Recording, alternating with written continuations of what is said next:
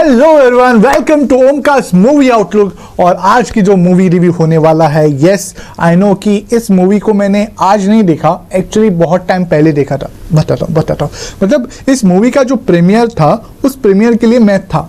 The movies name is कड़क सिंह विच screened इन IFFI, जो IFFI Goa में हुआ था, तब इस मूवी को वहां पे प्रीमियर किया गया था। और अभी ऑफिशियली 8 दिसंबर को ये मूवी रिलीज हो चुकी है और आज हम इस मूवी को रिव्यू करेंगे।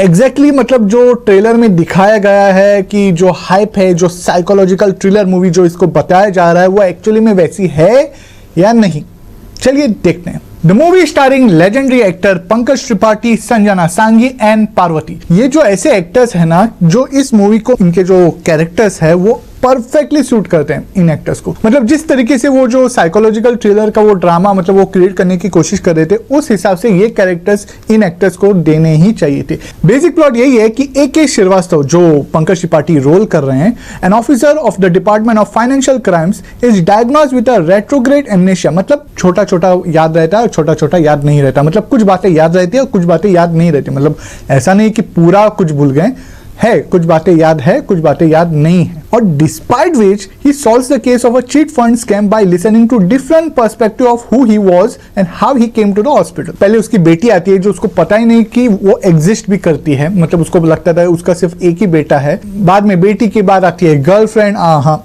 यस, गर्लफ्रेंड या सो कॉल्ड गर्लफ्रेंड, या गर्लफ्रेंड थी भी या नहीं वो तो आपको मूवी देखने के बाद ही पता चलेगा, लेकिन कोई और भी आई थी। उसके बाद आते हैं उनके बॉस और उसके बाद आते हैं उसके एक कलीग। मतलब इन चारों की एक एक स्टोरी होती है, मतलब अपनी स्टोरी जो बोलते हैं ना। मतलब स्टार्टिंग में एवरी पर्सन टेल्स देम कि दिस इज माई स्टोरी, मतलब ये मेरा सच है। अब वो सारे सच को देखता है, एनालाइज करता है और कंक्लूड करने की कोशिश करता है। अब वो कंक्लूड कर पाता है या नहीं, ये देखने के लिए आपको मूवी देखनी पड़ेगी।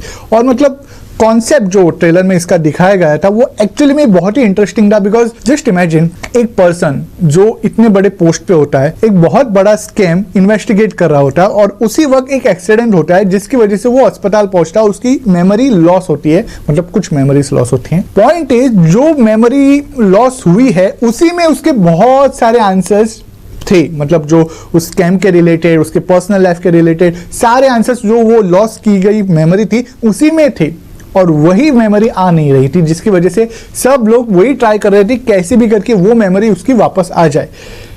पर एक मिनट, बाय द वे, क्या सच में उसकी मेमोरी लॉस हुई थी या फिर वो बता रहा था कि मेमोरी लॉस हुई है? वो तो मतलब मूवी देखने के बाद ही पता चलेगा। नहीं, मतलब एक्चुअली में मेमोरी लॉस हुई है या नहीं ये मैं आपको नहीं बता सकता हूँ। ट्रेलर में इसका मतलब एक अलग तरीके से बताने की कोशिश की है कि शायद उसकी मेमोरी लॉस हुई भी नहीं हो सकती है, लेकिन क्या एक्चुअल में ऐसा है, ये देखने के लिए आपको मूवी देखनी पड़ेगी। तो स्टोरी के डिटेल्स में तो हम ऑलरेडी जा चुके हैं, इसके बैकग्राउंड के बारे में चेक करते हैं, मतलब मूवी के बैकग्राउंड के बारे में जानते हैं। जैसे कि पंकज त्रिपाठी की जो लास्ट मूवी थी वो थी फुकरे 3, और मूवी के डायरेक्टर अनिरुद्ध रॉय चौधरी, जिसकी लास्ट मूवी थी जो इसी साल रिलीज हुई थी, लॉस्ट, वो भी ZEE5 पे रिलीज हुई थी और उसकी भी बहुत अच्छी तारीफ हुई थी। तो देखते हैं ये मूवी उस तारीफ के लायक है या नहीं।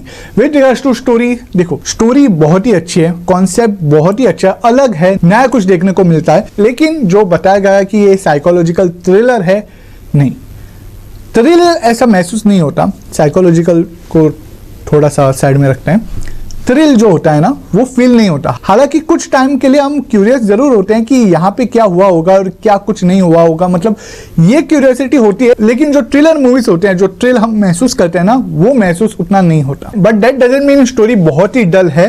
स्टोरी मतलब ऐसे जाती है, मतलब आप बोर नहीं होते। हालांकि कुछ सीन्स डल हैं, लेकिन जैसा कि मैंने कहा कुछ सीन्स डल है। स्टोरी थ्रिल नहीं करती, लेकिन आपको मतलब हुक करके रखते हैं कि हाँ भाई मूवी अच्छी है और देखने लायक है। With regards to Pankaj Tripathi, yes, मतलब वो फील नहीं आ रहा था कि वो हम पंकज त्रिपाठी की मूवी देख रहे थे जो बाकी के टाइम पे आता है। मतलब जो दिखता है ना कि भाई क्या एक्टर है, क्या एक्टिंग करता है, मतलब कितनी कन्विंसिंग, मतलब आप पंकज त्रिपाठी को भूल जाते हो और सिर्फ उस कैरेक्टर को याद रखते हो। वैसा कुछ इस मूवी में हुआ नहीं है। मतलब लग रहा था कि पंकज त्रिपाठी एक्टिंग कर रहे हैं और डेफिनेटली बेहतर कर रहे हैं, लेकिन वो कैरेक्टर के साथ अटैच नहीं हो पा रहे थे हम। ऑल्सो जब मतलब ये इस कैरेक्टर को एस्टेब्लिश करने की कोशिश करते हैं कि भाई इसका कैरेक्टर ऐसा ही है, तभी मतलब बैकग्राउंड कोई स्टोरी आती है, उस कैरेक्टर का जो फाउंडेशनल एस्टेब्लिशमेंट है वही चेंज होती है। मतलब कभी कभी हमको लगता है कि ये विलन है, कभी कभी लगता है ये हीरो है, कभी कभी लगता है ये कल्प्रिट है, कभी कभी लगता है ये विक्टिम है। तो मतलब ये थोड़ा सा कंफ्यूजन होता है स्टार्टिंग में, लेकिन एक बार जो मतलब इसका पूरा कैरेक्टर एस्टेब्लिशमेंट हो जाता है तब बहुत सारी चीजें क्लियर होने लगती हैं। With regards to director Aniruddha Roy Chowdhury, देखो स्टोरी टेलिंग बहुत ही अच्छी है। हालांकि बहुत सारी चीजें अगर मतलब ठीक से दिखाई गई होती, जैसे कि बहुत सारी स्टोरीज अधूरी हैं, मतलब उसी स्टोरी में बहुत सारी छोटी छोटी स्टोरीज अधूरी है। कब, कहाँ, क्यों, कैसे हुआ, इसका मतलब जवाब नहीं मिलता। हालांकि जो मेन स्टोरी का जो क्लाइमेक्स था, मतलब जो स्टोरी का जो मेन क्रक्स था, जो मिस्ट्री थी जो सॉल्व होनी थी वो होती है, लेकिन बहुत सारी छोटी छोटी स्टोरी उसकी मिस्ट्री अभी भी कायम है। और जिस तरीके से स्टोरी की जो हाइप होती है स्टार्टिंग से, मतलब इसका कुछ मतलब बहुत कुछ बड़ा क्लाइमेक्स हो सकता है, उतना बड़ा क्लाइमेक्स नहीं था। मतलब जो हाइप थी उतना नहीं हो पाया। लेकिन हाँ, मतलब we cannot expect, it's a story, so we cannot expect a big thing just because it started with a great hype.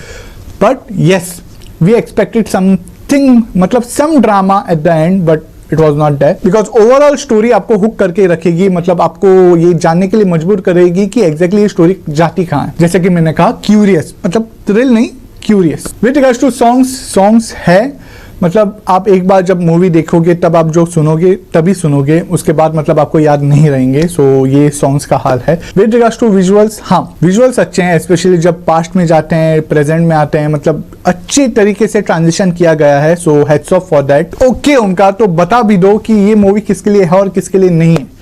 तो देखो, इफ यू आर पर्सन जो मासी और कमर्शियल टाइप मूवीज देखना चाहता है, ये मूवी आपके लिए नहीं है।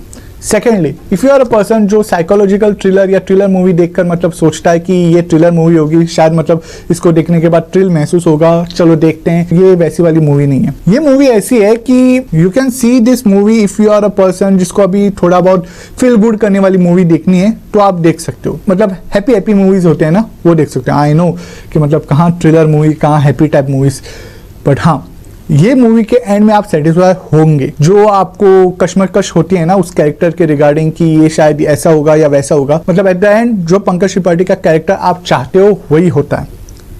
अब आप क्या चाहते हो वो तो आपको ही पता होगा ट्रेलर देखने के बाद। So that was the review of the week.